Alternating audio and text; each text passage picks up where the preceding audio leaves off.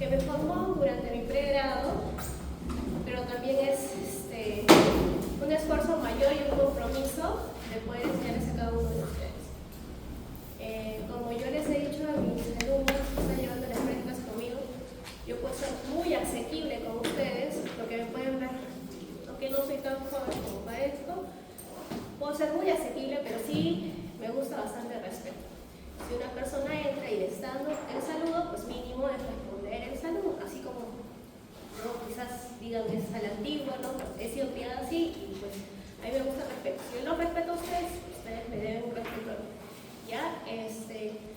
Sí me interesa bastante porque si yo voy a pasar a la parte de oído interno, el oído interno es un poquito más complicado.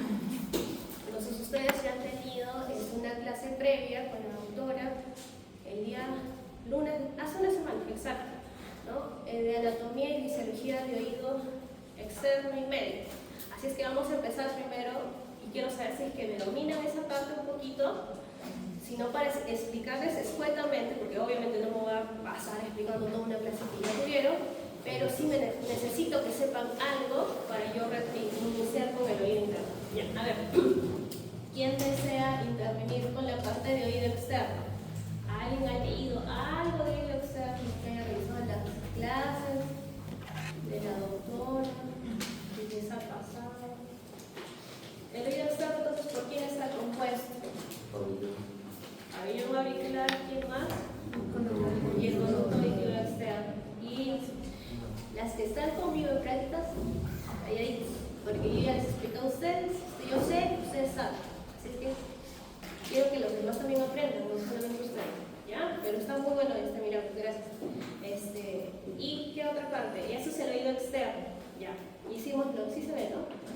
Hicimos lo de que es el pabellón y el conducto auditivo externo. ¿Y el oído medio? ¿Por qué siempre dicen martillo y un estéreo? El oído medio siempre es solo el oído medio es martillo y un estéreo. O sea, es lo que más resalta. Por en esta imagen también es lo que más resalta, el martillo, el yunque y el estéreo. Ya. Pero ¿qué más hay aparte del oído medio? Ya, la membrana timpánica, esa es parte. Realmente, si ustedes me dicen martillo, yunque y estribo, es el contenido, como les explicaba a sus compañeros en práctica. Si me dicen la membrana timpánica es una de las paredes de la caja timpánica en sí, ustedes deberían decir, es doctora, el oído medio está compuesto por la caja timpánica. En la caja timpánica tenemos paredes, que es un tubo, que son 6 paredes, y en la cual el contenido, doctora, es el martillo, el yunque y el estribo. Ya está. ¿Por qué es importante saber esta partecita de acá? Porque el sonido se capta desde el exterior, ¿no? ¿Y por qué el pabellón auricular tiene esta forma? ¿Por qué un pabellón no es plano? ¿O por qué no es triangular, como antes decían los duendes, o como los perritos? ¿Por qué? ¿Por qué nuestro pabellón es así? Nunca se han preguntado algo, ¿no? ¿Por qué tiene esta forma? ¿Por qué tiene...?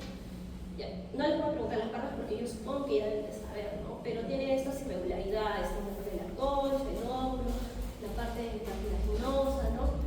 ¿Por qué tiene esta forma? Porque en la fisiología de la doctora les había explicado lo que es fisiología del oído externo y medio, en la parte auditiva, ¿no? Porque la parte del oído interno no solamente es audición, sino también es equilibrio, que eso ya yo ahorita lo voy a tocar. Pero ¿por qué el pabellón es de esta forma? ¿Qué finalidad tiene el oído externo en la audición y el oído medio en la audición? La captación de sonido. Díganlo alto, yo no me voy a enojar, como les dije a sus compañeros, bótenlo porque acá tenemos que hablar los dos. Yo solita no voy a hablar. ¿Ya? Entonces el pabellón, disculpa tu nombre.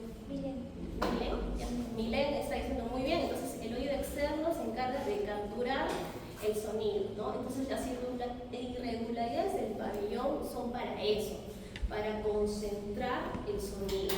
Porque si fuese plano no habría un rebote del sonido y no la capturaríamos hacia lo que es el conducto auditivo externo. Por eso es que el pabellón, ¿no? La concha es así como un conito, ¿no? Grande y más angostito. ¿Ya? Entonces de ahí se viene lo que es el conducto auditivo. Y las ondas van así. El sonido así, va pegándose, ¿no? En el pilar. Cae a la membrana timpánica. En la membrana timpánica, ¿qué pasa? ¿Alguien recuerda qué es lo que pasa en la membrana timpánica con el sonido?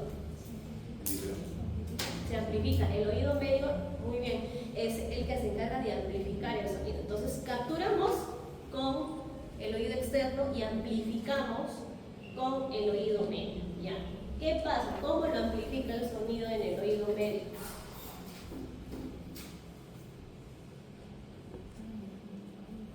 ¿Cómo lo amplifica?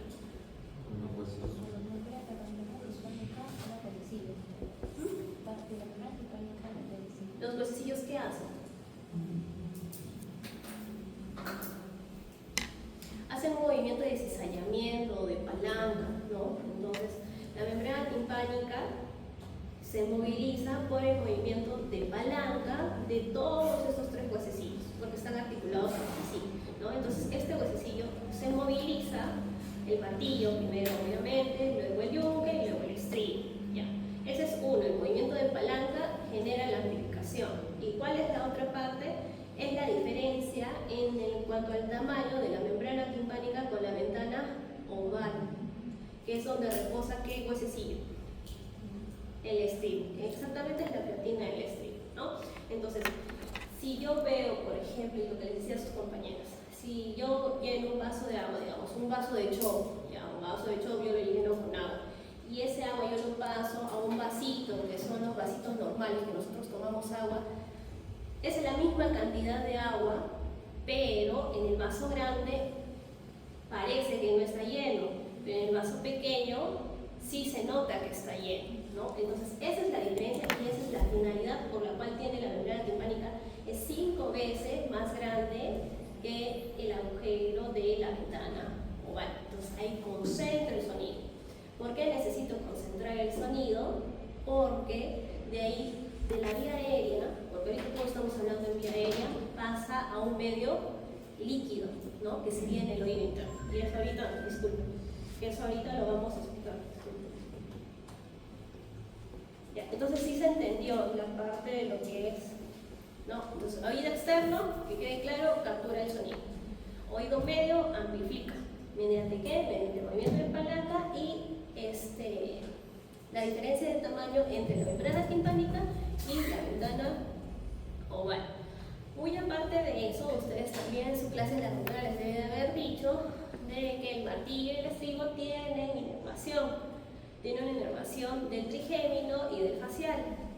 ¿Por qué tienen esa inervación? Porque nosotros capturamos sonidos y también hay un mecanismo de protección de esa inervación para reducir los sonidos agudos, que ahorita vamos a ver que son los más afectados que nosotros tenemos por la edad, ¿ya? Entonces, más o menos he hecho un recuento y ahora sí vamos a hablar lo que es la clase de oído interno.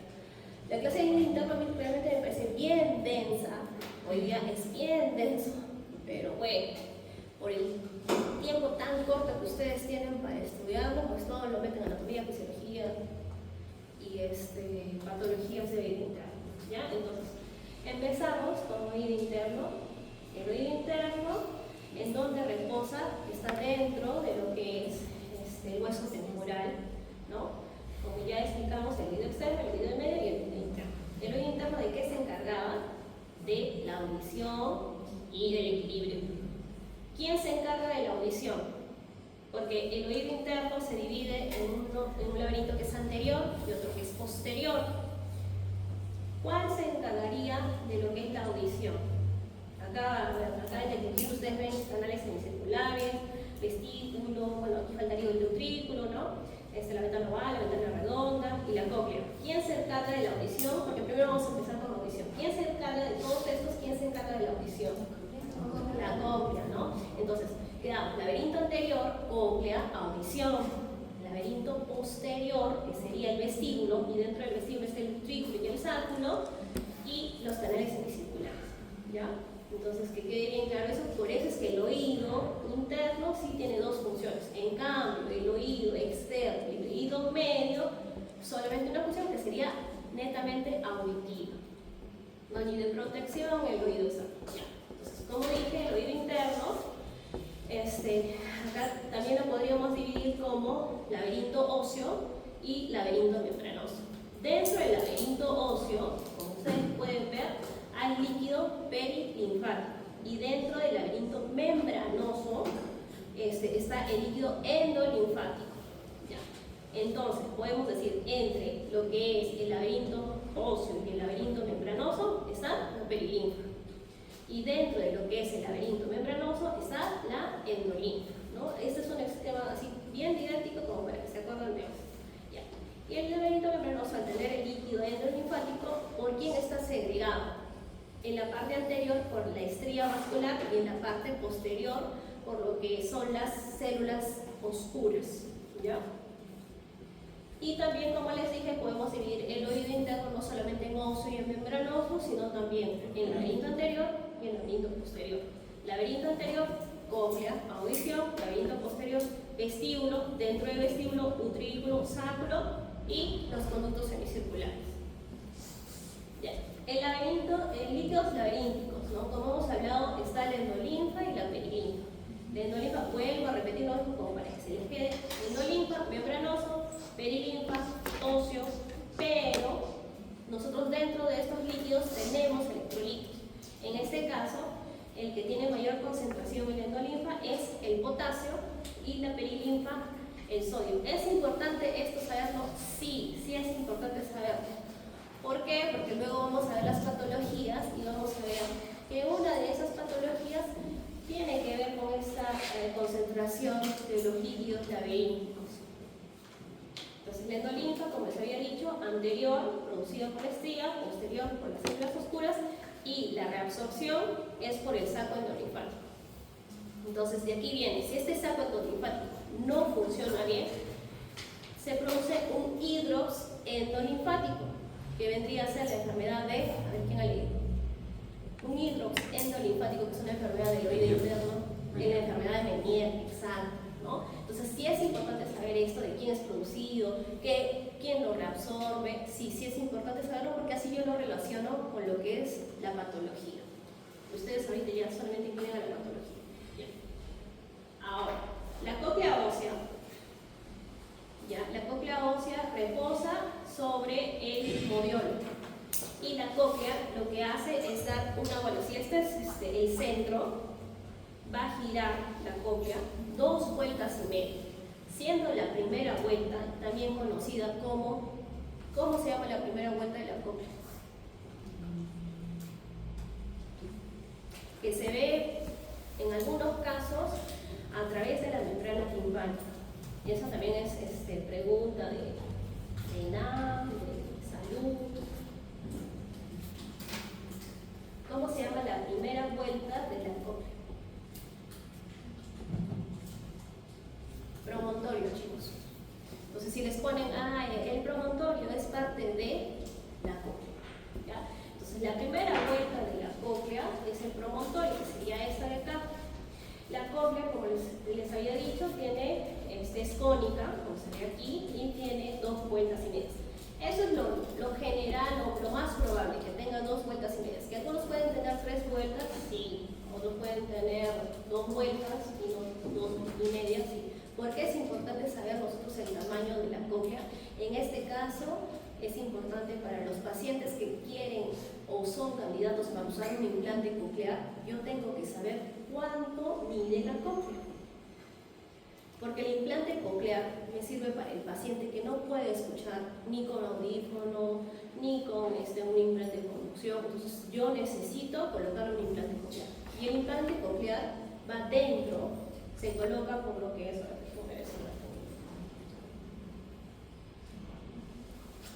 Ya, entraría acá, por la ventana oval y se da toda la vuelta.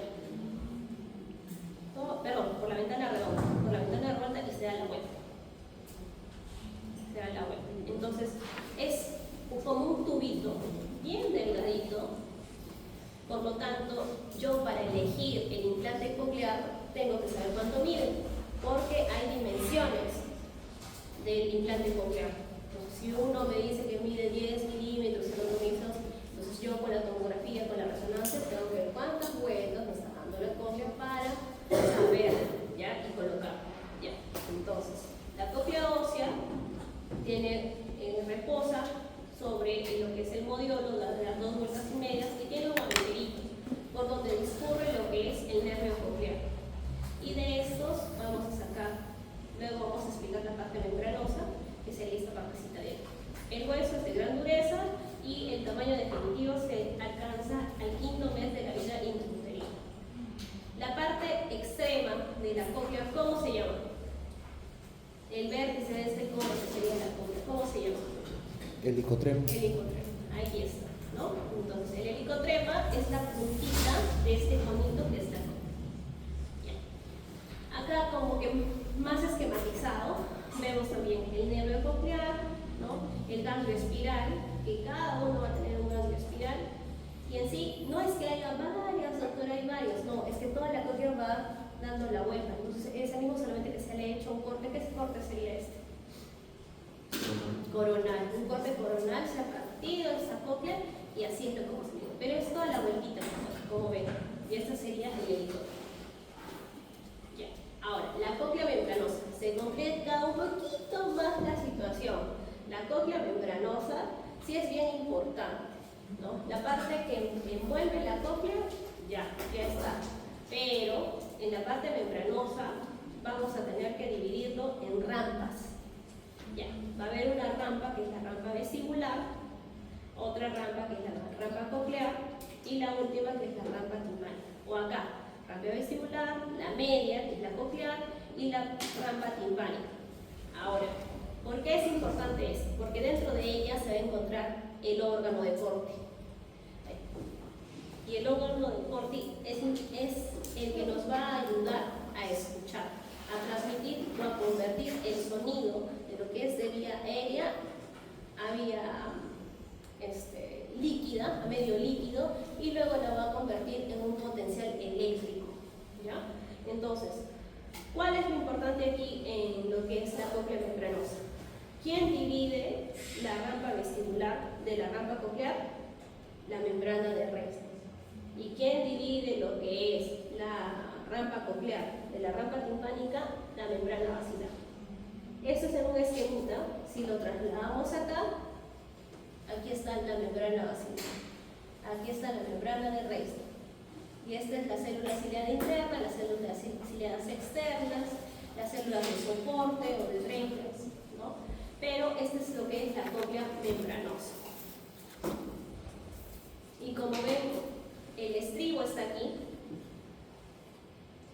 reposa sobre la ventana oval, el sonido viaja por acá, discurre en el helicotrema, se va por la rampa timpánica y termina en lo que es la ventana redonda.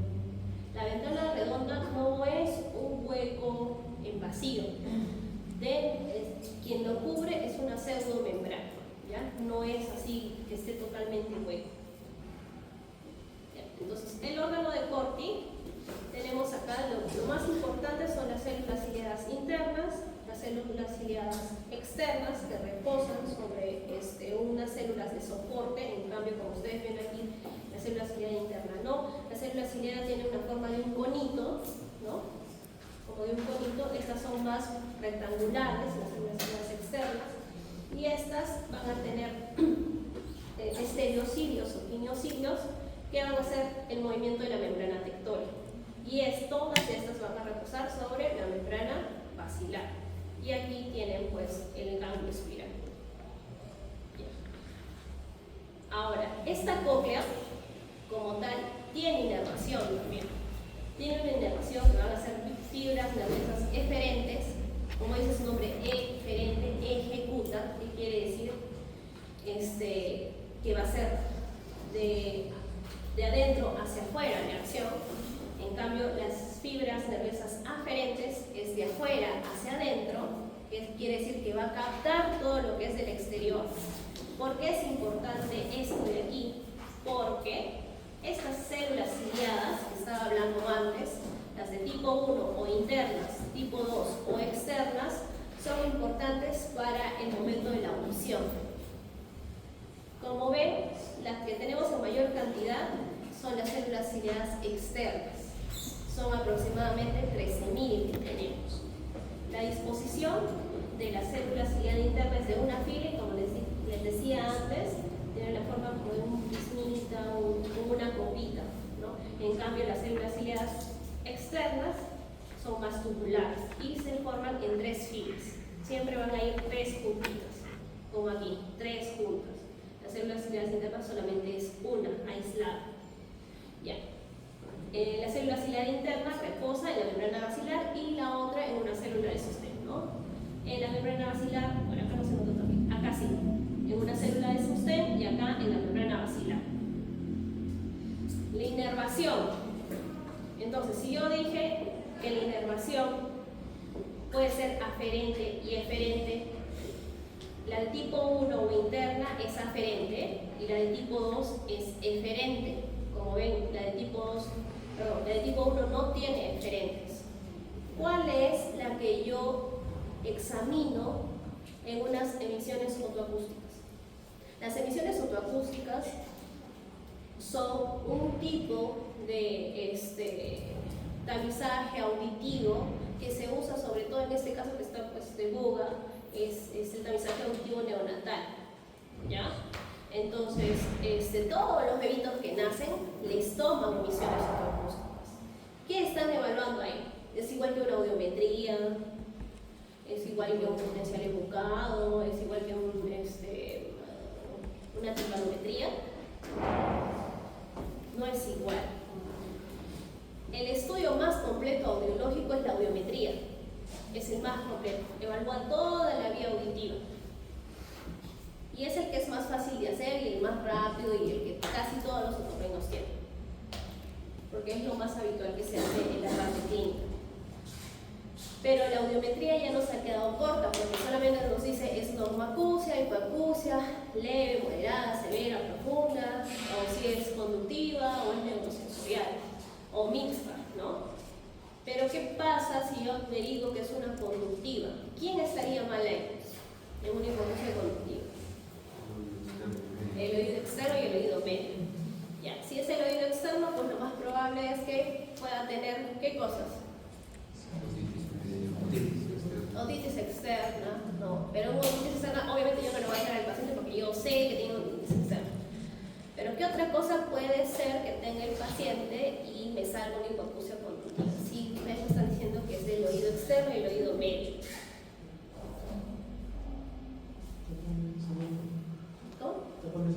Tapones de cerumen, ¿no? Obviamente tampoco no le haría al paciente audiometría porque estoy viendo que tiene un tapón de cerumen. Lo ideal sería lavarle el oído, limpiarle el oídito y luego hacer la audiometría. Pero está bien el ejemplo, ¿no? Ya. ¿Qué otra cosa podría tener el paciente? El oído externo, vamos a lo primero. El oído externo tienen que agilizar su mente. Si ustedes no agilizan su mente, por gusto es que me aprendan de correcta porque esto de acá unas 2-3 semanas se olviden y de nada me sirve a mí. Ya. El oído externo es el pabellón y el conducto. Ahorita lo que me han dicho es enfermedades del conducto, cerumen y otitis externa. ¿Y de quién se están olvidando? ¿No han visto algunos pacientes que no tienen conducto? ¿No han visto algunos pacientes que tienen una microtia? ¿Nunca han visto? ¿No? ¿Ni en pediatría? Ya, la microtia es la oreja pequeñita. No, así se llama. Microtia o oreja pequeña. Hay grados de microtia. Puede ser que la microtia sea grado 1, que tenga la forma del pabellón, pero es chiquitita. La grado 2, que tiene el tercio superior como enrolladito, como que si le falta una partecita, así. Ya. Luego el grado 3, que es el más frecuente y que justo tuvieron suerte sus compañeras que en práctica lo han visto, el grado 3, que es como un maní y es el más frecuente de verlo. Y el grado 4, que es la notia, o sea que no tiene pabellón, ausente. Esto se puede acompañar junto con una atresia o una agenesia del conducto. No es que siempre los pacientes con microtia van a tener agenesia o atresia. ¿Derivan de la misma capa embrionaria? Sí, pero no todos. Puede ser que tengan orejita pequeña, pero tienen un conducto. Bien, gracias, ¿no? Pero la mayoría sí vienen con la agenesia o la estrechez del conducto. ¿Ya? Entonces, esos pacientes me pueden tener una hipoacusia conductiva. ¿Ya? Y una hipoacusia neurosensorial. Ya, la presbiacusia, que es por la edad. ¿Quién más? La enfermedad de Meniere, como me dijiste, la enfermedad de Meniere también puede tener una hipoacusia neurosensorial, un trauma acústico también, hipoacusias infantiles, ¿no? Congénitas. Entonces, ¿a qué iba yo con eso? Que cuando yo hago una emisión electroacústica, ¿cuál estaría viendo su reacción? ¿La interna o la externa? La externa, exacto. ¿Por qué? Porque la externa es la única que tiene células eferentes. Entonces, la acción la va a hacer la eferente. Entonces, ¿cómo es la emisión electroacústica? Se pone así como un audífono. Como un audífono es un chuponcito, ¿no? Pero no es como tal un audífono, para que se imagine. Se pone como un audífono y es una maquinita. En esa maquinita se evalúan frecuencias. No todas las frecuencias como la audiometría, sino solamente 4 frecuencias, y el paciente tiene que responder mínimo 3 de esas 4 frecuencias. Si responde esas 3 frecuencias, el paciente pasó el examen.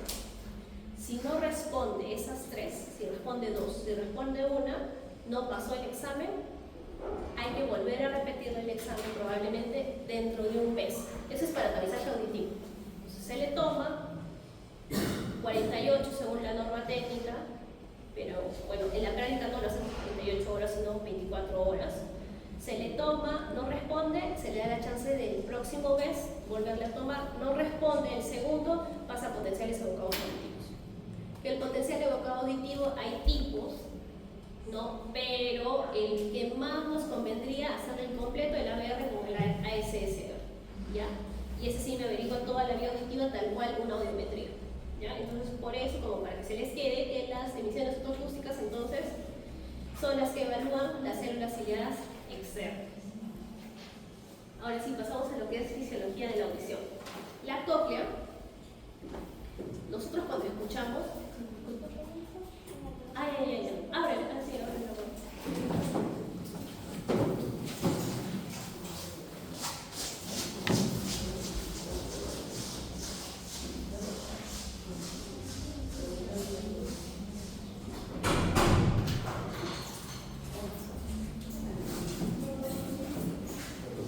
Entonces, nosotros cuando escuchamos, no todos los sonidos son iguales.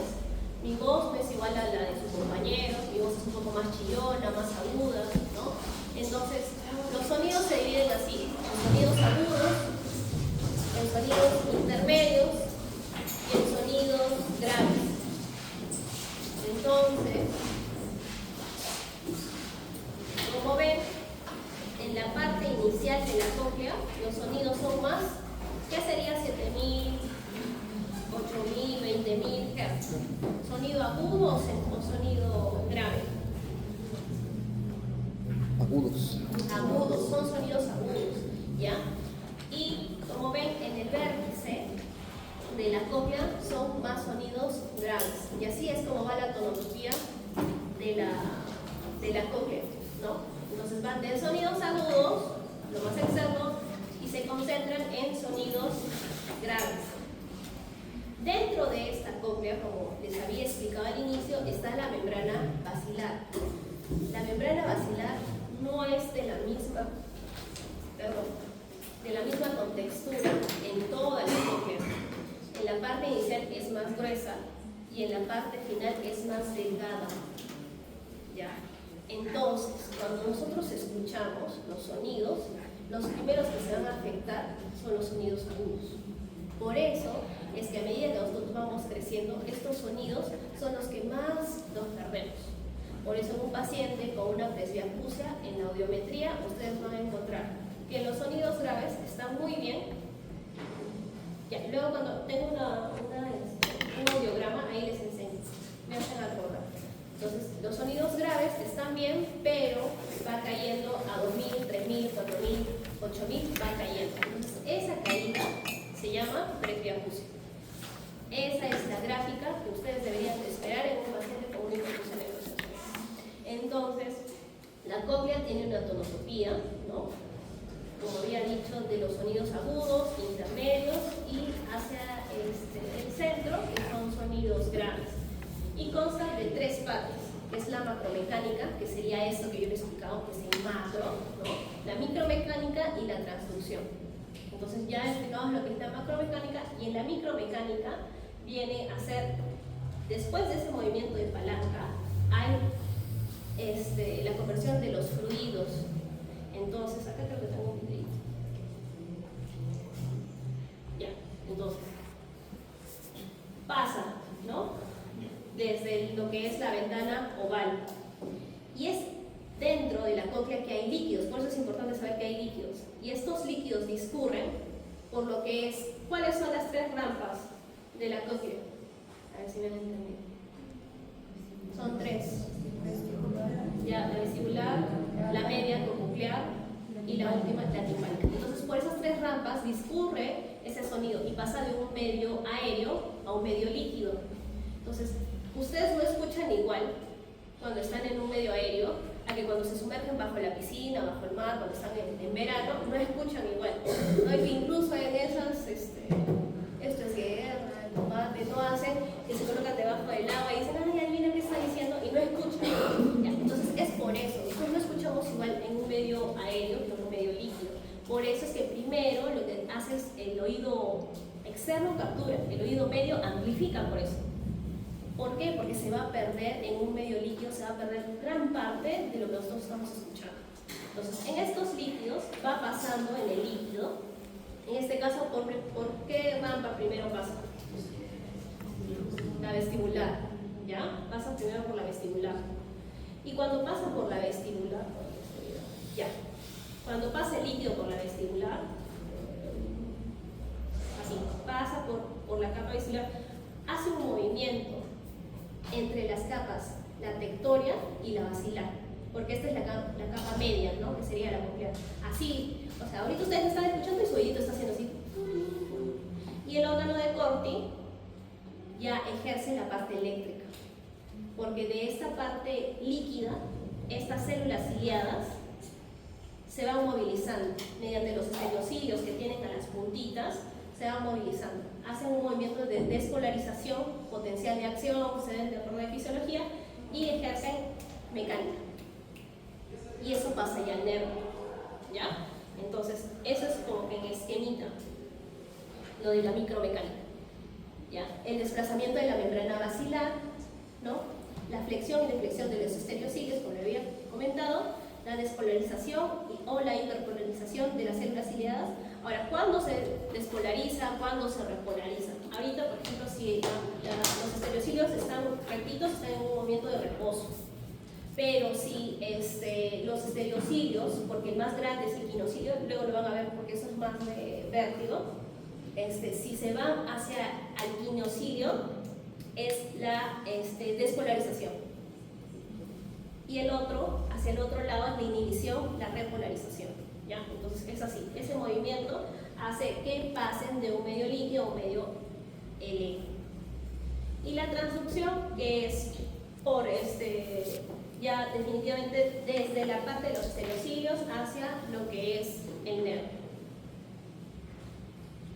Ahora, el oídito se encarga hasta ahí, pero todo lo comanda el cerebro. Entonces, la vía auditiva va acá, ya hablamos de la cóclea, luego pasa por el nervio coclear, hay núcleos cocleares, cruzan, se va al olivo superior, al hemisco lateral, al colículo inferior, hasta llegar a la corteza auditiva. Y todo esto, toda esta vía, lo averigua la audiometría. Mediante la audiometría, ¿por qué? Porque si el paciente no me responde, que está percibiendo el sonido, es porque no ha llegado a la parte cerebral.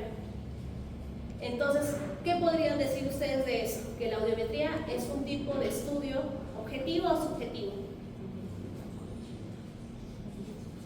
¿Cuándo se dice que un estudio es objetivo y cuándo es un estudio subjetivo?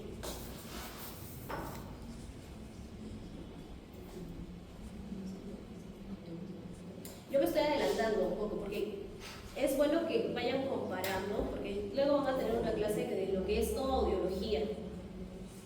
Pero por la experiencia del otro grupo sí me doy cuenta que a veces quedan cosas muy inconclusas, así es que si yo puedo ayudar un poquito para que luego le entiendan a la doctora, voy a ir ayudando. ¿Ya? Entonces, La audiometría, ¿qué tipo de estudio es? ¿La audiometría qué es? ¿Qué es la audiometría? ¿Quién más está llevando otorrino?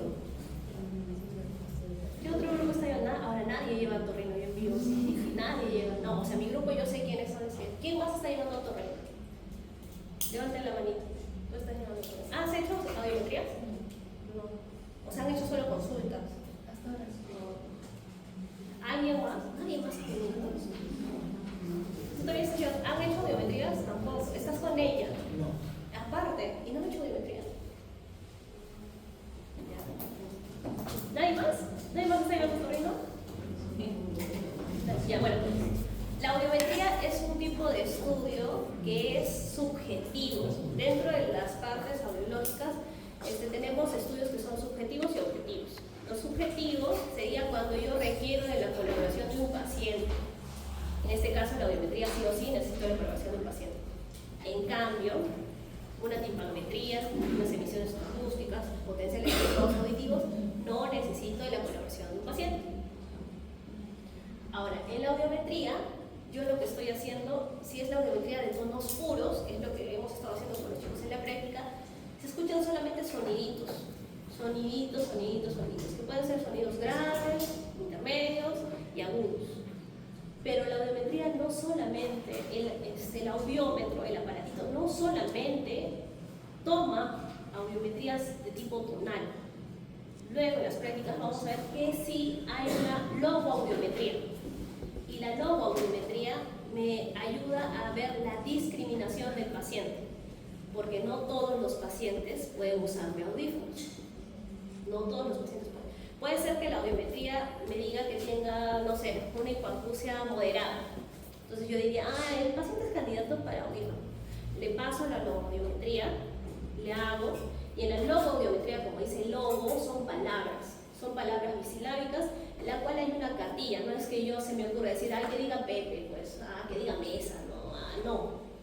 Hay una cartilla validada para la cual yo tengo que darle al paciente, incluso el audiómetro que nosotros tenemos en el hospital tiene la lista y yo ni siquiera me preocupo en dictarla. Yo aprieto play, puedo estar haciendo otra cosa, bueno, no puedo estar haciendo otra cosa, miento, porque tengo que estar colocando es correcto o incorrecto lo que me está repitiendo. Y obviamente yo tengo que estar atenta porque tengo que escuchar la palabra que el paciente está escuchando. ¿Para qué me sirve eso? Para la discriminación.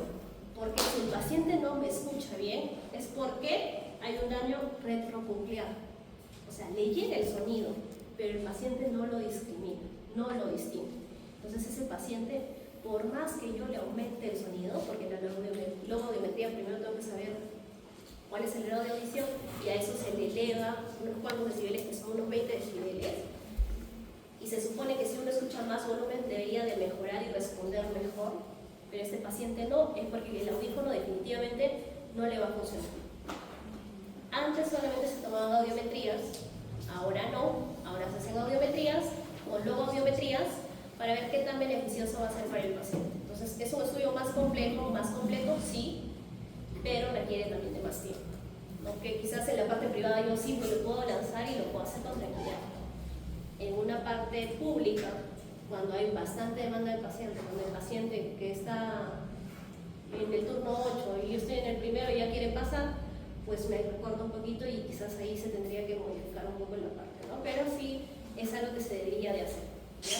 Y los potenciales evocados auditivos, que es un estudio objetivo, que la máquina me bota todo, lo que sin la colaboración del paciente me bota cuánto escucha el paciente, me averigua también toda esta vía auditiva. Ese sería de tronco cerebral, ¿ya? Ya. Entonces estoy... ya. Ahora pasamos, ya vimos lo que todo este laberinto anterior, que es ¿quién es el laberinto anterior? La cóclea, ya está. Que se encarga de la audición, ya.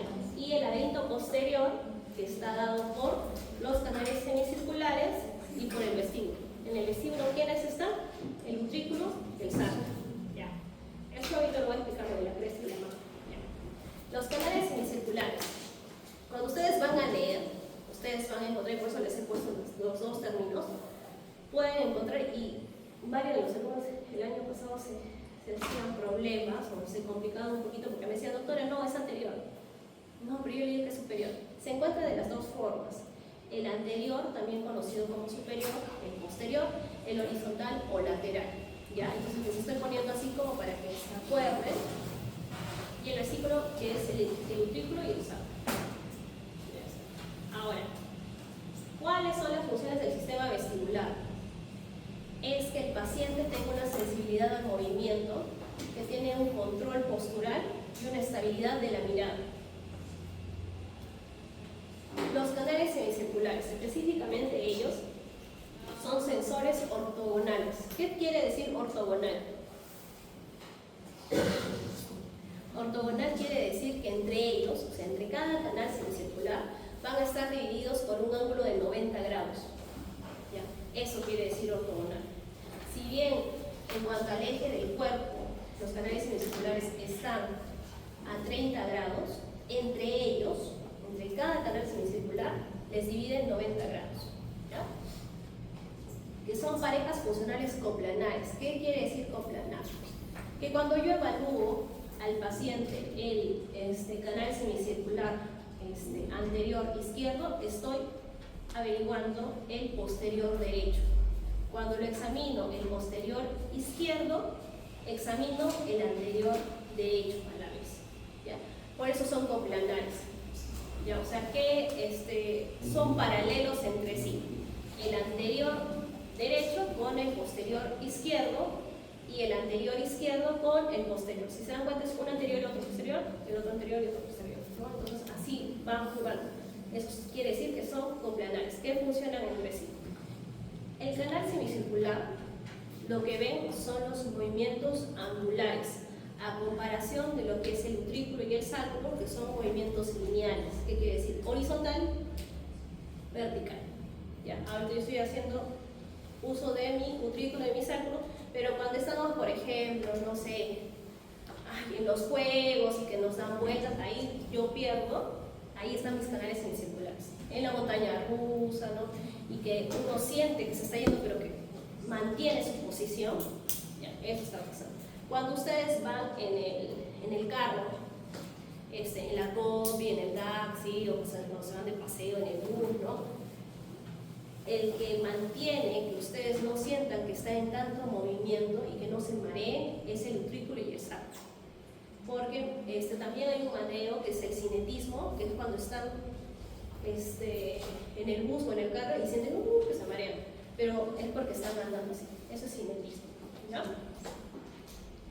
Entonces los canales semicirculares, los canales semicirculares, los tres, salen del utrículo. Los tres emergen del utrículo y tienen en un extremo lo que es la ampolla. La ampolla. Pero el superior y el posterior se unen por una cruz. En cambio el lateral es aislado. Se dan cuenta que está solito el lateral, en cambio el superior y el posterior sí se unen. Salen los dos del utrículo, pero se unen en esta cruz. Y su extremo es la ampolla. Una ampolla, dos ampollas, tres ampollas, porque esto es el utrículo y el sacro. Entonces, dentro de estas ampollas está la cresta angular, que es importante para lo que es el vértigo. ¿Ya? Está la cresta angular, y dentro de la cresta angular que hay una cúpula, que es la parte más alta, una célula de soporte, tejido conectivo, vasos y obviamente fibras nerviosas. Esta cresta angular, dentro de ella también tienen los quinocilios y los estereocilios. Igual, hacen aceleración y desaceleración. O sea, se repolarizan y despolarizan, dependiendo del movimiento que vayan hacia el quinocilio o se alejen del quinocilio. ¿Ya? Y luego tenemos el utrículo y el sacro, que es el movimiento lineal, y dentro de ellos tenemos el neuroepitelio, que en este caso sería la mácula. Entonces, en este gráfico que vimos acá, yo les había colocado conductos semicirculares, el neuroepitelio, ¿cuál sería? La cresta angular, y en el vestíbulo, que sería el utrículo y el sacro, está la mácula. ¿Ya? Esos son como el ejército de los conductos semicirculares, el ejército de los vestíbulos, la mácula. Ya está. sacro, vamos a encontrar lo que son la membrana otolítica, que son estos cristales. Está la membrana otolítica, que debajo de ella, o estas, reposan sobre un material gelatinoso. Y debajo de ellas están las células de soporte, ¿no? Y los nervios.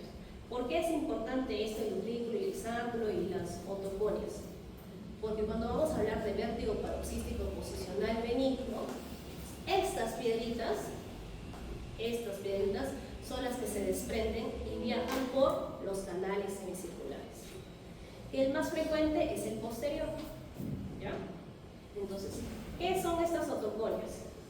Tienen una forma prismática, son depósitos inorgánicos de cristalino, están formados por carbonato de calcio y miden de 5 a 7 micras. Entonces, ¿por qué se presenta el vértigo paroxístico posicional benigno? ¿Alguien sabe? Por la inhibición de las... Ya, sí, pero ¿por qué se sale? ¿Por qué se sale? ¿Por qué se te va a preguntar el paciente? No, sí, ya señora, es la piedrita que se salió y está en tu canal semicircular. Pero doctora, ¿pero por qué se salió? ¿Por qué se salió? ¿Por qué a mí? Me dicen. Puede ser idiopático, pero también hay unas personas que están más predispuestas a eso. ¿Quiénes pueden estar predispuestas? Generalmente no se sabe por qué, ¿no? Pero podemos sospechar de algunos pacientes que lo pueden tener. Pacientes que han tenido golpes, caídas, mujeres, nosotras las mujeres, siempre estamos más propensos a algo, en este caso al vértigo paroxístico somos más propensos al vértigo paroxístico. ¿Por qué? Porque estas otoconias, como acá les digo, están hechas de carbonato de calcio. ¿Y quiénes se descalcifican más? ¿Un niño o el anciano? El anciano, ¿no? Entonces, a mayor edad puede haber esta repercusión de vértigo paroxístico, sí, puede haber. Entonces, ¿qué se les aconseja ahora a los pacientes? Porque antes no se sabía eso, o sea, no se había estudiado tanto. Ahora se les aconseja, si queremos que el vértigo paroxístico disminuya un poquito o que no se presente tan frecuente, calcio. Calcio con vitamina D, que me quiero colocar mi vitamina C, que ahora está todo de moda, que quiero ser novedosa. Colóquese todo lo que usted, pero tómeme calcio, ¿no? Porque estas otoconias están hechas de calcio. Y eso es lo que más beneficioso va a ser para el paciente.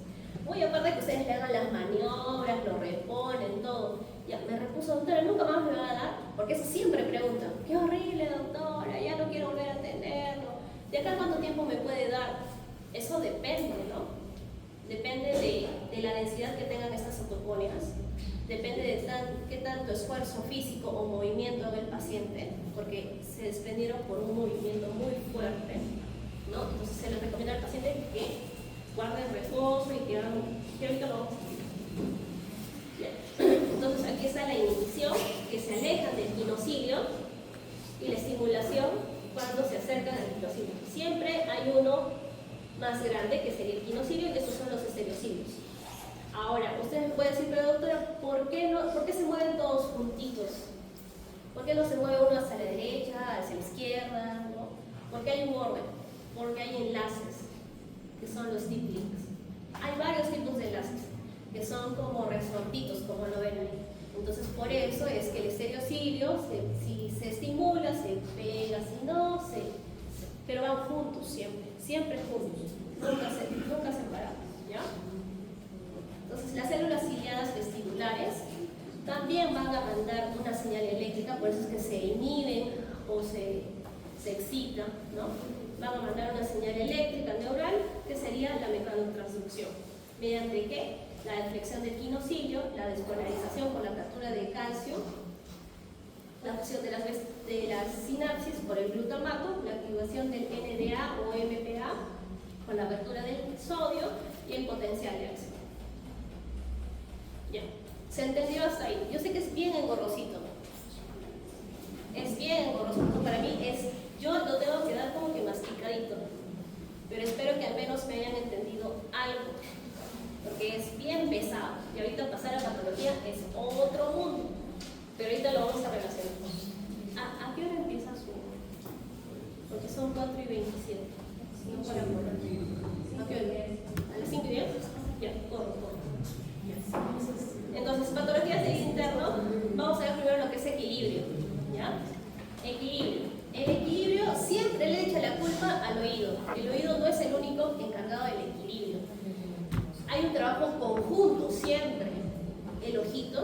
la parte ocular, la parte del oído, ¿no? Que en este caso sería la parte posterior del oídito, y la parte propioceptiva, ¿no? Que serían las articulaciones, los músculos, ¿no? Bien. Y la parte central, porque toda esta parte es periférica. Todos estamos comandados por quién? Por el cerebrito, ¿no? Que eso sería ya la parte central. Entonces, definiciones. Ahora, todo el paciente que llega no te dice, doctora, he tenido vértigo. Y hay una mala definición, pero como ellos están acostumbrados a ello, se le dice, pues ya, señora, ha tenido mareo, porque yo si te digo vértigo, el paciente va a decir, ¿qué es vértigo? Va a decir, ya. Ellos dicen mareo. Yo por eso en la consulta me van a escuchar, yo digo mareo, mareo, mareo, pero estaría mal, ¿no? O sea, yo estoy diciendo una mala definición. Pero es por la costumbre con ellos. Ya. Entonces, el vértigo, según la Sociedad Norteamericana de Otorrinolaringología, es la sensación ilusoria de movimiento. En cambio, el mareo es la alteración de la orientación, sin daño espacial, ¿no? Es solamente una ilusión de movimiento. El vértigo se puede clasificar como una sensación ilusoria de movimiento de la cabeza, del cuerpo, o una sensación distorsionada durante un movimiento normal de la cabeza. En cambio, el mareo puede estar provocado por aturdimiento, por somnolencia, inestabilidad o por un desmayo, también puede tener un mareo. En cuanto a semiología, el vértigo es todo clínica. Es hablar con el paciente, que él nos narre cómo es su mareo. ¿Qué tiene que haber en la historia clínica de un paciente con vértigo? ¿No? Si antes ha tenido síntomas vesticulares, si la ilusión ha sido rotatoria, cuándo ha empezado, cuánto tiempo, si ha habido otro primer episodio, si ha habido un factor desencadenante, atenuante, si tiene síntomas auditivos, si tiene síntomas neurológicos. Y en el examen físico inicial es obviamente la otomicroscopía, ¿no? O si es que no se puede ver bien, puede ser una endoscopía óptica o una microscopía, ¿no? Y luego se va a hacer lo que es el protocolo HINS. Eso es cuando es un vértigo agudo, no cuando sea un vértigo crónico, ¿ya? Cuando es un vértigo agudo, se hace el protocolo HINS. ¿Eso qué quiere decir? Que cuando les llegue emergencia, ustedes lo primero que tienen que descartar es algo cerebral. Porque si es periférico, me voy con más calma. Pero si es algo central, Entonces, el protocolo HINS se encarga de eso. ¿Qué quiere decir HINS? Es impulso cefálico, el nistagmus y el covertezo. Ahorita lo vamos a ver. Entonces, el HINS tiene una sensibilidad del 88% y una especificidad del 96%, ¿no? Entonces aquí otra vez recalcando, ¿no? Impulso cefálico, nistagmus y covertezo. ¿Qué descarta? Lo primero que descarta es que haya un ACV de fosa posterior. Segundo, la especificidad es del 96% en las primeras 48 horas. De nada me sirve que me venga un paciente que me diga, doctora, tengo mareo, y que me diga, lo tengo desde hace una semana. ¿Le aplican el protocolo HINS? No, ya no me vale. Entonces solamente es válido dentro de las 48 horas. ¿Ya? Eso ya sería algo crónico, ¿no? Y ya tendría que hacer otra cosa. Y pues es mucho mejor que una resonancia, porque hasta que ustedes lo mandan al paciente a hacer una resonancia pierden tiempo y el paciente está con su ACV. Entonces, ¿cuál es el impulso cefálico? El impulso cefálico es que ustedes le van a decir al paciente, mire siempre de frente, y ustedes le van a decir que no pongan una suavecita, porque algunos lo ponen una, sobre todo los que son adultos mayores, y van a girar bruscamente la cabeza hacia la derecha, ¿no? Entonces yo estoy aquí, pero yo mantengo porque yo estoy bien, ¿no?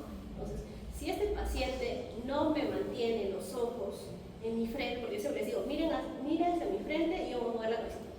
Si el paciente me hace esto y esto, está mal. Es un imposible, ¿ya? Entonces acá es algo anormal. En cambio, cuando queda aquí los ojitos, eso es algo normal, ¿no? Ya. Ahora, el nistagmus, ¿cómo se averigua el nistagmus? ¿No? Entonces le dice al paciente, mire mi dedito y siga mi dedo. Ahora, si ustedes colocan el dedo a este ángulo, probablemente tengan un nistagmus provocado. Tiene que haber una angulación. Ustedes colocan el dedito y máximo tendrían que llegar ahí, hasta unos 30 grados, hasta aquí. Ustedes lo ponen acá y el paciente y dicen, doctor, el nistagmus positivo. No, lo han hecho mal. ¿Ya? Entonces es aquí, aquí, aquí. Y bueno, superior izquierdo, superior derecho, inferior derecho, inferior. Entonces se hace como una H así. Así, así, así, así, así, así. Es como una H. ¿Ya? Entonces, si es que hay un nistagmus, van a ver, si es un nistagmus horizontal, si hay un nistagmus horizontal, periférico, vertical, central. Pero también hay uno que es rotatorio. Pero es que ese más se ve en lo que es central. Y el otro, que es el covertex, que es como van a ver acá en el videito, ¿no? Va tapando el ojito. Y ven cómo el ojito se va hacia un lado. ¿Cuál es el ojito que está abajo? El izquierdo. El izquierdo. El izquierdo se pierde, se va hacia arriba. En cambio el otro sí está. En cambio el otro ¿ya? Entonces, en este paciente yo sí estaría pensando en un ACV. Y yo ya no lo trato, ¿se lo pasó? Al neurólogo. ¿Sí? Ya está. Ya. Entonces, la semiología es el examen otoneurológico completo, las maniobras vestibulares diagnósticas, que como les dije, primero hago impulso cefálico igual, hago en nistagmus, pero también hay otras pruebas, como la prueba de Romberg. Ustedes la hacen parar al paciente. ¿Y qué estoy viendo ahí? Ya han visto neuro. Si el paciente se va hacia adelante, o sea, está así y se va hacia adelante, hacia atrás. ¿Qué hago cuando yo hago la adiadococinesia? Que es hacer al paciente que haga las palmadas en la pierna. Dorso, palmada, dorso, palmada, dorso. Ahí estoy viendo la adiadococinesia. ¿Qué es la adiadococinesia? Es ver la coordinación del paciente. Entonces, si eso está mal, si la coordinación también no es de otorrino, es de neuro. Entonces, yo le hago hacer todo eso. Y la prueba de los índices, como les dije a sus compañeros que estaban haciendo hace un rato, la prueba de los índices, ¿no? ¿Qué pasa? Si el paciente me corrige, lo voy a hacer. Ya, eso tampoco me es mío. Eso es. El otro, que es de la prueba de los dedos extendidos, ahí sí ese es mío. Si se va hacia un lado es porque ese hito está mal, si se va hacia el otro es porque ese hito me presume que ese hito está mal. Y el otro, que es la prueba de la marcha. Bueno, realmente en vértigo hay un montón de pruebas. Les estoy diciendo como que las que más se hacen. El otro es la prueba de la marcha, y que le hago, primero que marche, le hago que cierre los ojos y que siga marchando, pero si el paciente se me va hacia este lado, me termina por acá, es porque ese hito probablemente está mal. Si se me va por acá, es porque ese hito está mal. Ahora, el otro es la prueba de la estrella, que el paciente se va hacia adelante, se va hacia atrás, se va hacia adelante y se va hacia atrás, con los ojos cerrados, obviamente, ahorita yo no estoy haciendo con los ojos cerrados. Ya. Se hace eso y forma una estrella. Así, no voy a caer, así, y se va. Ahí quiere decir también que el paciente tiene algo del oídito, ¿ya? Y con eso yo ya lo paso a las pruebas de Disc-Handway. Ahorita vamos. Ya. Entonces, la clasificación del vértigo puede ser agudo, que en este caso sí sería más que nada algo muy urgente, ¿ver? Que puede ser una neuronitis vestibular, una ACV de fosa posterior, episódico, como el vértigo paroxístico posicional benigno, como la enfermedad de Meniere, como la migraña vestibular, crónico, como una vestilopatía bilateral, una degeneración cerebelosa, un mareo perceptual, postural persistente, que eso sobre todo son del adulto mayor.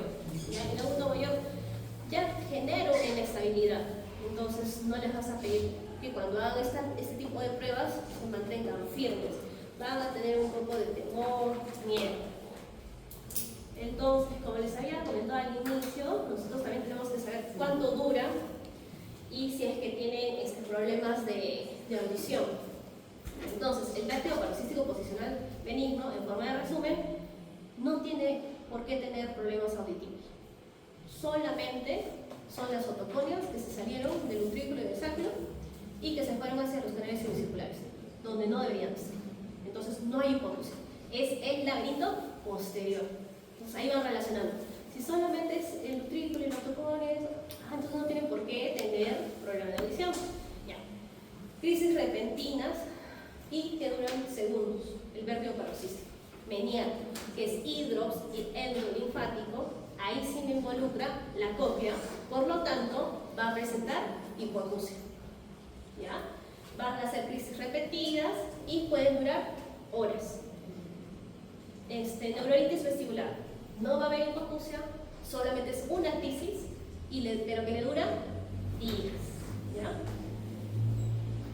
Empezando con vértigo posicional siempre me cansa realmente, es muy largo.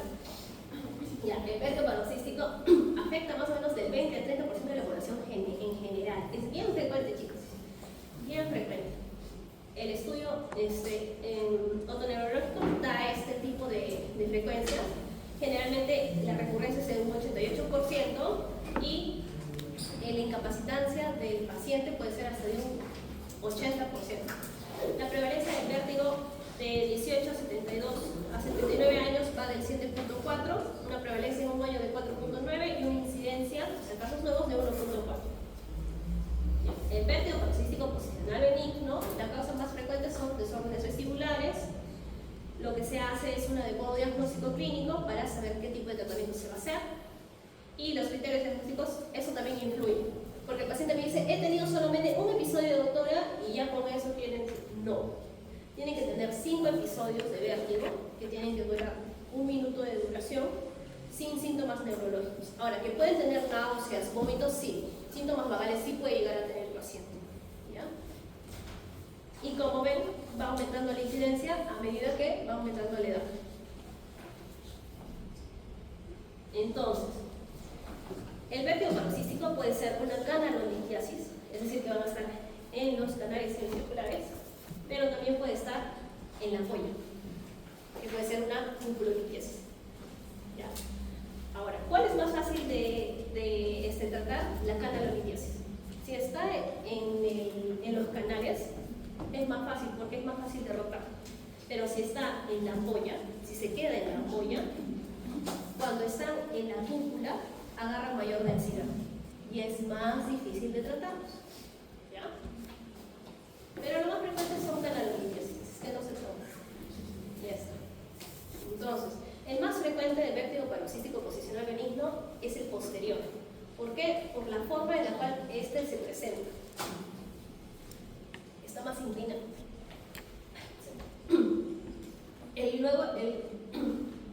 Es más común el 76%, luego viene el lateral, que es el 13%, y el superior el 5%. Entonces, ¿qué es lo que tenemos que hacer? Si yo quiero averiguar si es que se ha ido al canal posterior, lo que tengo que hacer es una maniobra de Dix-Hallpike, lo que ven ustedes ahí. ¿En qué consiste la maniobra de Dix-Hallpike? Coloco en ángulo de 45, como dice. El paciente va a estar echado sentado en la camilla y la cabeza tiene que quedar colgando, como ven aquí. La cabeza queda colgando en ángulo de 30 más o menos. ¿Y cuánto tiempo tienen que estar ahí? Más o menos unos 30 segundos. Si ven que no se genera ningún tipo de nistagmus, lo regresan, lo sientan al paciente, ven otra vez que si sentado ese cambio de posición se genera nistagmus. Si es positivo, o sea, si hace nistagmus por este lado, es el canal posterior derecho. O también puede ser cuál, si es coplanar, el anterior izquierdo. Pero generalmente es el mismo ladito, ¿ya? Entonces, ¿cuál es la maniobra que se hace para reposicionar estas fotoconias del canal semicircular posterior, en este caso que es derecho?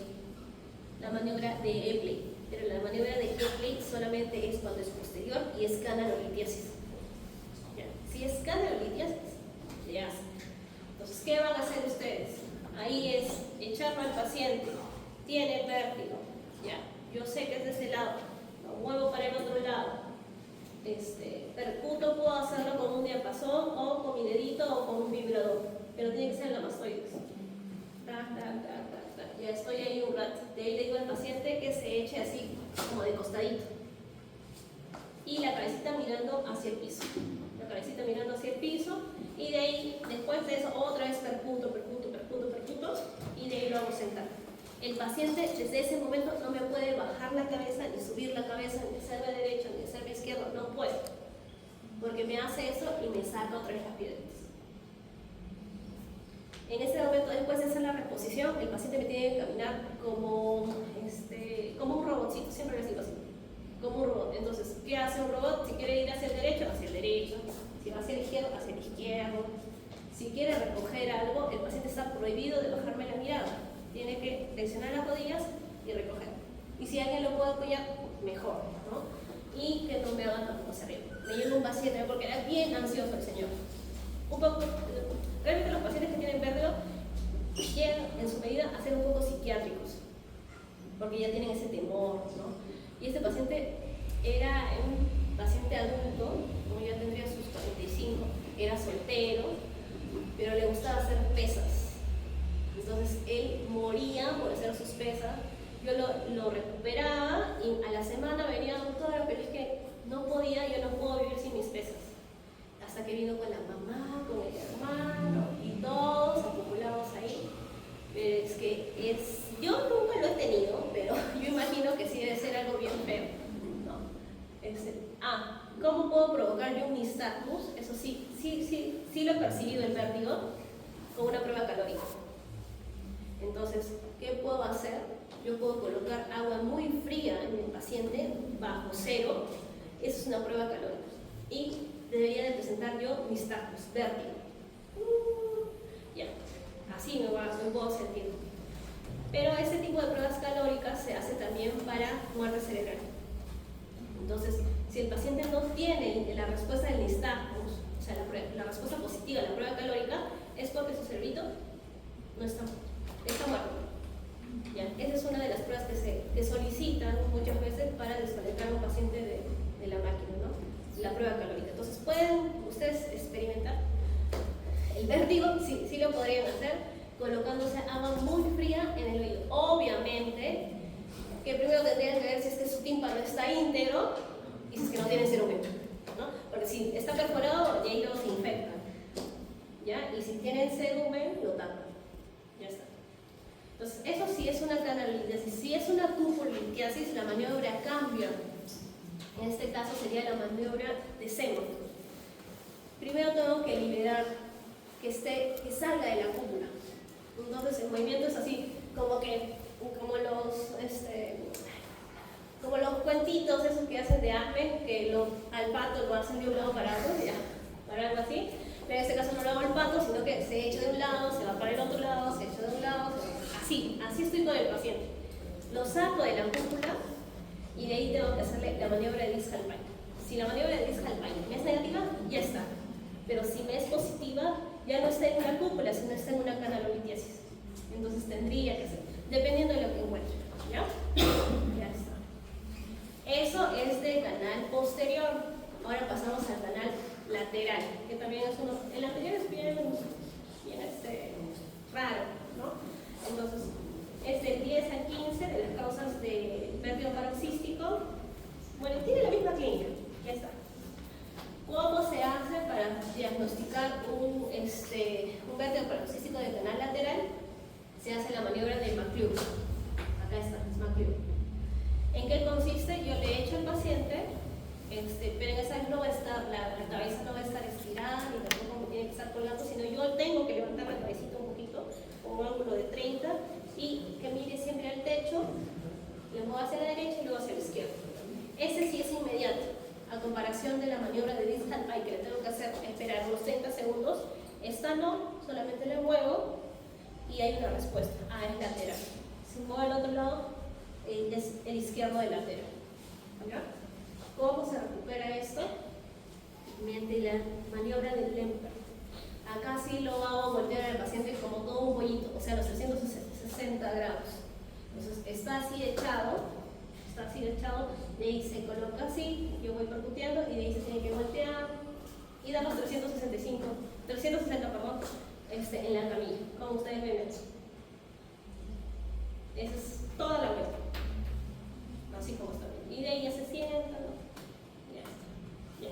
¿Se entendió entonces vértigo paroxístico? Ahora, ¿qué puede dar beteistina? Porque generalmente todo el mundo dice, ya, dale beteistina, tiene vértigo, dale beteistina, dale nilotinib. Cuando yo voy a hacer esas maniobras, es preferible que el paciente no esté medicado, porque me enmascara. Si está con el nilotinib, yo le voy a hacer las pruebas y probablemente que se maree, que esté como borrachito, ¿no? Entonces, de preferencia, que al menos 2 días antes de la prueba, que no hayan tomado ningún tipo de medicamento, ¿no? Y le pueden complementar con beteicina después de eso, sí le podrían complementar. La beteicina, pues, en algunos es como el medicamento placebo para el vértigo. Porque después de que ustedes le hacen las maniobras, el paciente todavía tiene la sensación como que tengo mareo, ¿no? Y el efecto placebo sería la beteicina, que es como solamente irrigar el oído, un vasodilatador. ¿Ya? Ya está. La enfermedad de Meniere. La enfermedad de Meniere es un síndrome de hidrops endolinfático, como lo habíamos mencionado al inicio, definido clínicamente por episodios recurrentes de vértigo, hipoacusia, plenitud oral y tinnitus. Esa es la tríada: hipoacusia, tinnitus y sensación de plenitud oral. ¿Ya? Entonces, si ustedes leen un caso clínico del paciente, tiene sensación de oído tapado, prefiere escuchar como olas de mar, ¿no? Y pérdida auditiva en solo un oído, ¿en qué están pensando? Meniere. ¿Ya? Porque no les va a colocar, el paciente tiene hipoacusia, tinnitus, no. Voy a colocar casos clínicos. Es que lean. Ya. Características específicas del tiempo de duración, del número de episodios que no se complican con otra causa. Ya está. En epidemiología. Puede ser cualquier edad. El pico es entre la cuarta y la quinta década. De los 11 a los 20 años puede ser igual, pero cuando tienen mayor de 41 años, esta relación de igualdad se vuelve dispareja, es más frecuente en las mujeres que en los hombres, ¿ya? Pero como decía, entre 21 y 40 es igual en hombres y en mujeres. 5% es bilateral, en su mayoría son de un solo lado, 45% son unilateral. Bueno, ya está. Esto no nos interesa mucho a nosotros. Acá en el Perú, que tengamos enfermedad de Meniere, bien raro. Yo, en lo que voy, pues habré visto 4. Sí se presenta, sí hay. Puede ser, yo tengo un jovencito que tiene 21 años y tiene Meniere, ¿no? Debutó primero con hipoacusia súbita y luego hizo Meniere, sí. Como también tengo una señora que tiene 50 años y tiene Meniere, sí, también, ¿no? O sea, no se sabe por qué, pero es lo que tiene. ¿Qué es? Entonces, en la fisiología, como les había comentado, es de los líquidos. Ya, entonces, esta es la rampa vestibular, la rampa media o coclear y la rampa timpánica. La que aumenta de volumen es la rampa media, la rampa coclear. ¿Ya?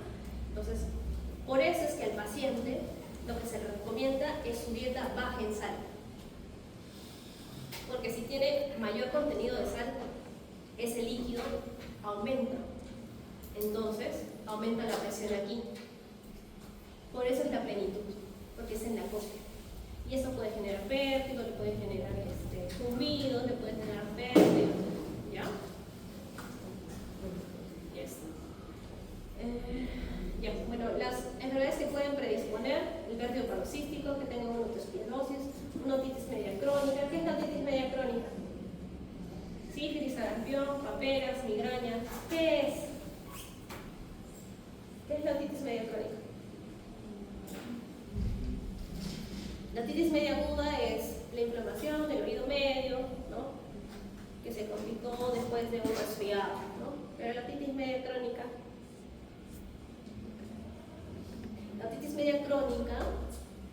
como dice su nombre, crónica, es probable que se rompió la membrana timpánica, no se recuperó y quedó un agujerito ahí, está perforado. Esa es una otitis media crónica. ¿Que puede llegar a tener mastitis? Sí puede llegar a tener mastitis.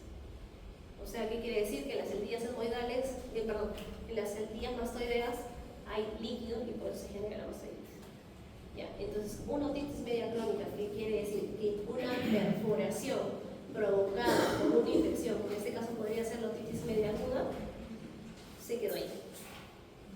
¿Ya? La patogenia es la mala absorción endolinfática y la genética es lo que más predispone. Ahora, cuando yo defino que es una enfermedad de Meniere con 2 o más episodios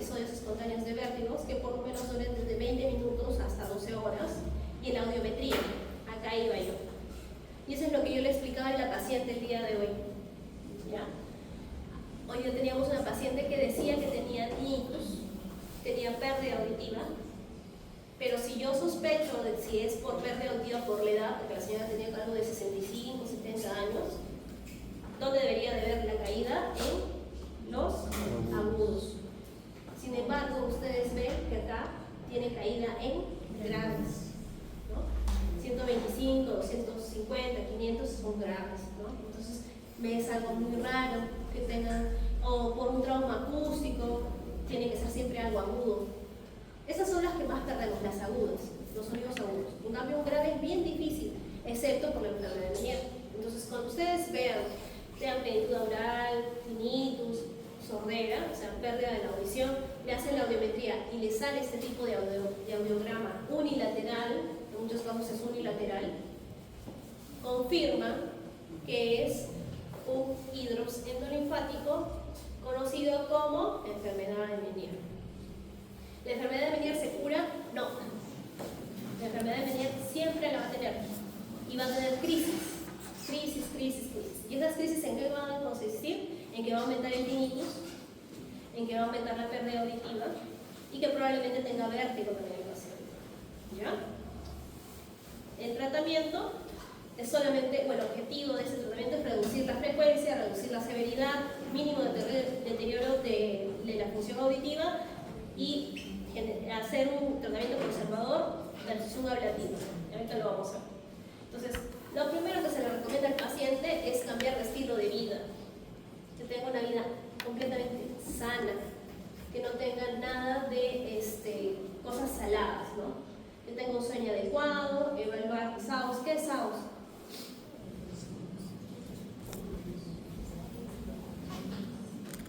Síndrome de apnea, hipoapnea obstructiva de sueño.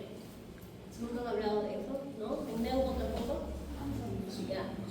El apnea de sueño es cuando el paciente deja de respirar momentáneamente, ¿ya? Pero también hay una hipoapnea, que quiere decir que hay un aumento del CO2 con sus dormidos. Entonces el paciente no tiene un sueño conciliador, sino que no se recupera. Por lo tanto, deberíamos tener un sueño conciliador para el día siguiente estar pues despiertos, todos lúcidos y poder captar los conocimientos. Entonces, un paciente que no tiene un sueño reparador, que hace una hipercapnia, que desatura, ¿no? Que hace una taquicardia, que hay un momento de que no está respirando, es un paciente con un síndrome de apnea hipoapnea de sueño. ¿Ya? Disminuir el estrés, evidentemente disminuir la cafeína, el alcohol y el tabaco, y una dieta hiposódica, que quiere decir una restricción de 1 a 2 gramos por día. ¿Qué se le da al paciente con Meniere? Se le da en muchos casos diuréticos, pero lo primero que se da acá, lo primero que damos es la betistina. Betistina a altas dosis. ¿Cuánto es la dosis? Puede ser mínima de 48 miligramos al día o cuando es algo severo de 288 a 480 miligramos día. La recomendación es de 48 a 96. ¿Qué quiere decir? Ustedes betisina tienen de 16 y tienen de 24. Pueden darla 24 cada 8 horas, cada 6 horas, ¿no? Ya. Si no responde la betisina, doctora, ya le he dado betisina y no mejora, vasodiuréticos, ¿no? Porque es un hidrops endolinfático. Lo que yo quiero quitar es el líquido. Entonces, ¿qué toca? Diurético. Uno semida, lo que ustedes quieran, pero le tienen que dar diuréticos. Ahora, paciente no mejora, le dan diuréticos y no mejora, sigue teniendo y quiere mejorar. Hay este sistema, que es el sistema de Meinet, ¿no? Que genera una presión. Eso no lo tenemos acá, pero se los estoy contando para que puedan ver. Lo otro que se puede hacer, todo esto mejora los síntomas en un 80%, pero si no mejorara, pasamos a algo más agresivo, que puede ser infiltrar corticoides como la dexametasona o la metilprednisolona, o lo otro es desfuncionalizar totalmente desfuncionalizar totalmente el oídito, que sería con gentamicina. Infiltrar, pero gentamicina. El problema es que la gentamicina, ¿qué tipo de medicamento es? La gentamicina ¿es ototóxico o no es ototóxico? ¿Sí? Entonces, si yo le infiltro, porque yo paso la membrana timpánica con una aguja muy delgadita, paso y le infiltro gentamicina, ese paciente no me va a escuchar. Bien, a este pacientito que tengo, que tiene 17 años, le estaba tratando con beteicina, estuvo bien unos meses, pero el jovencito está en la universidad, así como ustedes, estresadito. Entonces está en época de evaluaciones y hizo su crisis con tinnitus, vértigo, todo, ¿no? Y es un jovencito. Su mamá se desesperó, me lo llevó, bueno, lo llevó primero al centro porque yo no trabajé un domingo, descanso, ¿no? Entonces se lo llevó a la posta, le dieron, me llamó, yo dije que le den, que le pongan furosemida y ya, le calmó. Y ella me dijo que iba a ir a mi consultorio para verlo, porque cada vez que hace una crisis baja más la audición, entonces tengo que volver a controlarlo. No me sirve que ya le dieron, pero la señora, pues acá el peruano, pues dice, ya está bien, ¿para qué me llevo? No me lo llevo. Después de como 2-3 semanas regresó el niño, le hice la audiometría, efectivamente bajó más la audición, pero ya no remitía ni siquiera con la medicina. Tuve que dar furosemida. Ya, está controlado ahí, pero sí le advertí que probablemente vaya perdiendo más la audición. Y el papito está desesperado y me dice, doctor, pero yo quiero algo que ya sea definitivo. El problema es que si le infiltro, mato todo eso, ¿no? Le puedo colocar dexametasona, metilprednisolona, ¿no? Pero es como que voy escalonando hasta que... Ahora no sé si es que él realmente me esté haciendo dieta, porque capaz no me está haciendo dieta. Es joven, sale, ustedes cuando salen de casa van a comer sanguchitos, van a comer su salchipapa y pues evidentemente él probablemente lo haga también. Entonces es un poco más difícil de controlar, ¿no? Ya está. Y hay operaciones, sí, hay también operaciones, pero son translaberínticas y luego hay que colocar implantes cocleares. Entonces son más agresivos. Ya, aquí está. Sí, ¿ve? Entra así. Y lo vemos. Ya. La laberintitis tiene múltiples patógenos. La laberintitis puede provocar vértigo, sí, pero es una infección. Es una infección. Entonces, muchos pacientes llegan y me dicen, doctora, tengo laberintitis. ¿Tienes una infección? No, no tengo. Entonces, no es laberintitis. Puede ser lo más probable, es vértigo paroxístico posicionalmente. La laberintitis tiene que haber algún agente, alguna bacteria, algún virus para que genere laberintitis. El diagnóstico clínico es vértigo acompañado de una infección, como dice acá, otitis media aguda o una meningitis. ¿Ya? El hallazgo es necesitamos espontáneo, hipoacusia neurosensorial. Determinar el patógeno, si es viral o bacteriano. Y bueno, los estudios normales. Vamos a ir por eso porque creo que... Ya, me quedo un minuto. La laberintitis puede ser serosa, autogénica, supurativa y virales, rubiola, sarampión, sífilis. Yeah. La laberintitis serosa es cuando el paciente tiene una otitis media serosa, ¿ya? Como ven acá. ¿Esto qué quiere decir? Que hay líquido dentro de la cavidad y lo que se hace es drenar ese líquido y como ven acá es colocar un tubito de ventilación. Drenar ese líquido y que ese líquido vaya saliendo solito, damos antibióticos y ya está.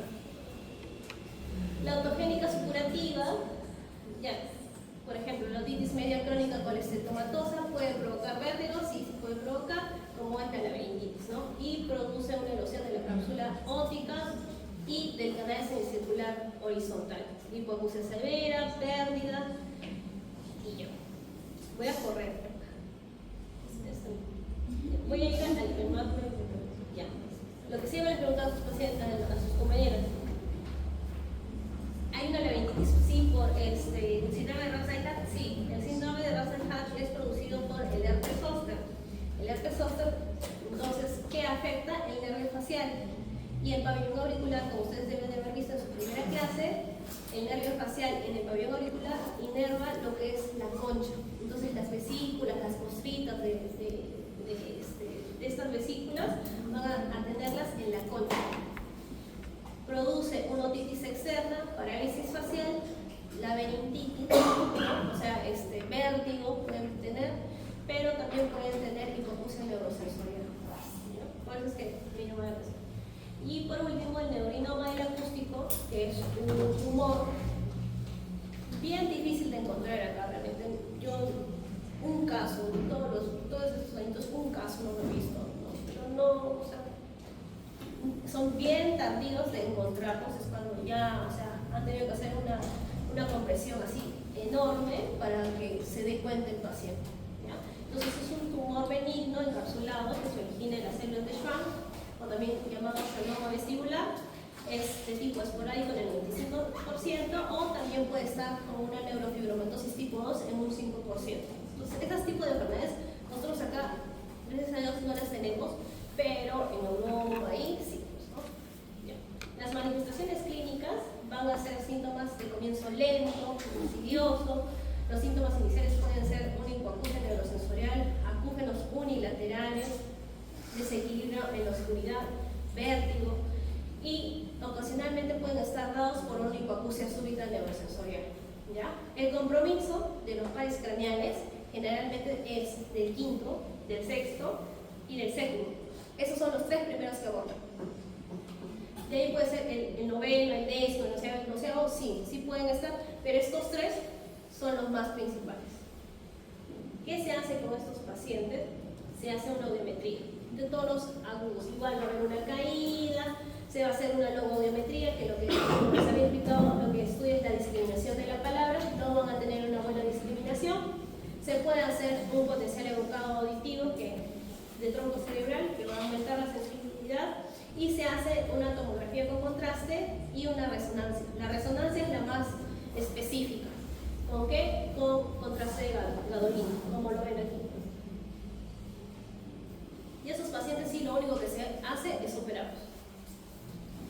Hay tipos de operaciones, como es la fosa media o transtemporal, la suboccipital o retrosismoidea, que son para tumores más voluminosos, o la translaríngea. Esto sí, como le digo, no me interesa mucho, más me interesa lo que es de vértigo, que me sepan bien lo que es vértigo, y la anatomía y fisiología del oído interno. Eso es, y ese es el resumen, como para que ustedes lo lean.